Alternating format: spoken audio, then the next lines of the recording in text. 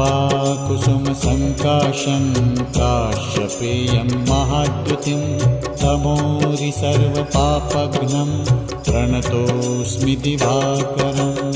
ॐ ह्रां ह्रीं ह्रौं स्वः सूर्याय नमः।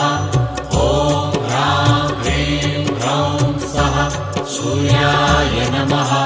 जपाकुसुमसङ्काशं काश्यपेयं महाद्युतिं तमोरि सर्वपापघ्नं प्रणतोऽस्मि दिवाकरम्।